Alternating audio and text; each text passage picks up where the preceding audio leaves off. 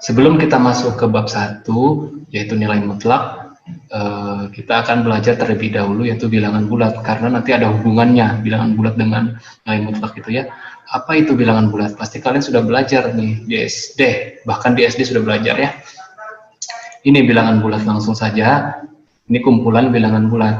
Negatif 3, negatif 2, negatif 1. Berarti ada bilangan negatif dan ini positif nih. 1, 2, 3. Nggak perlu ditulis ya positifnya ya. Nah, nanti di sini ada apa? Titik-titik ini artinya tidak terbatas. Di sini ada negatif 4, negatif 5, negatif 6, negatif 7, dan seterusnya. Di sini juga sama. Habis 3 apa? 4, 5, 6, 7, dan seterusnya. Tidak perlu ditulis panjang seperti itu ya. Nah, ini adalah kumpulan bilangan bulat. Dan yang kita pelajari hari ini yaitu operasi bilangan bulat. Operasi itu ada berapa? Ada 4. Yang pertama penjumlahan dan pengurangan. Yang berikutnya perkalian dan pembagian. Berarti ada 4 operasi dalam matematika ya. Nah, yang pertama kita belajar tentang penjumlahan pengurangan bilangan bulat. Pasti kalian sudah tahu bilangan bulat itu terdiri dari bilangan negatif dan bilangan positif. Dalam operasi bilangan bulat untuk penjumlahan dan pengurangan, nanti untuk memudahkan kita pakai analogi utang bayar. Kalau negatif itu utang, kalau positif itu bayar. Ya, ingat kalau negatif itu bilangan negatif itu utang, bilangan positif itu bayar. Positif tidak perlu ditulis ya, plus ya. Kayak ini 1, 2, 3. Nah, bagaimana contohnya? Ini contohnya. Nih, negatif 1 ditambah 5. Artinya, utang 1 dibayar 5. Kalau sulit, pakai analogi uang. Utang 1.000 dibayar 5.000. Apakah masih berutang?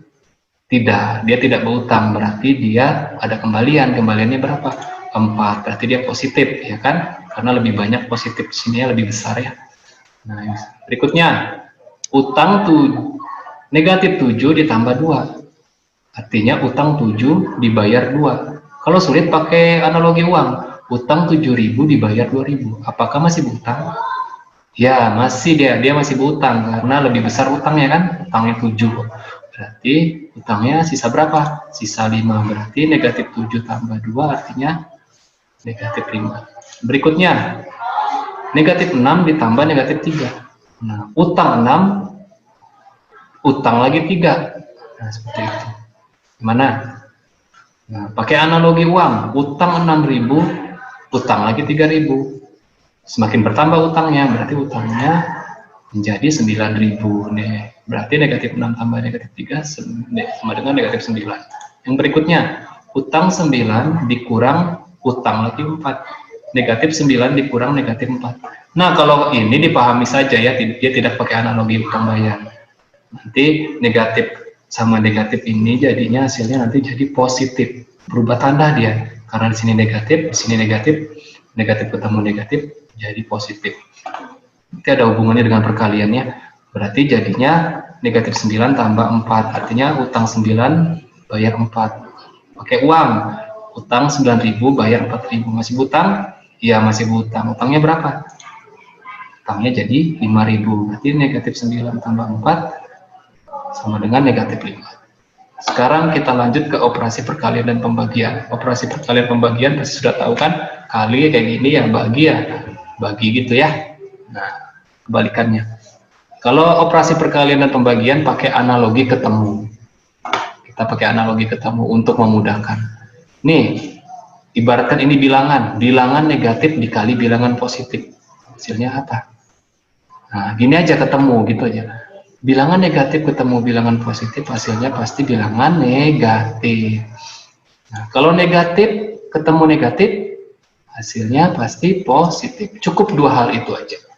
Kalau negatif ketemu positif, hasilnya negatif. Kalau negatif ketemu sama negatif lagi, hasilnya positif. Untuk perkalian dan pembagian. Ingat, untuk perkalian dan pembagian. Berlaku untuk perkalian dan pembagian.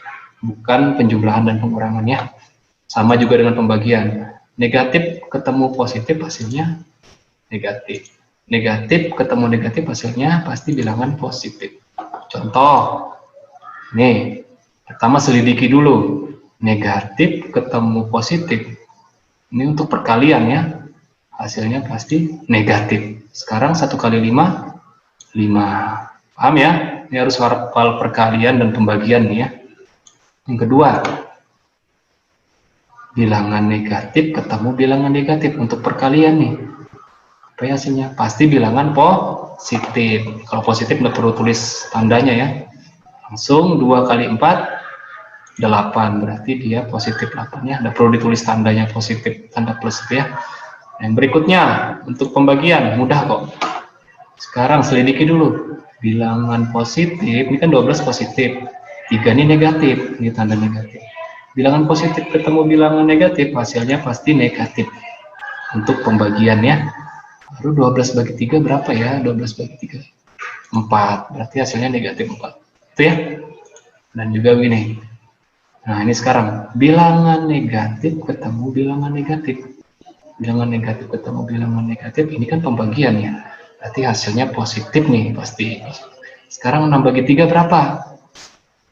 Ya, 3 kali berapa hasilnya 6 gitu kan kalau pembagian kan? Ya gini, 3 kali berapa hasilnya 12.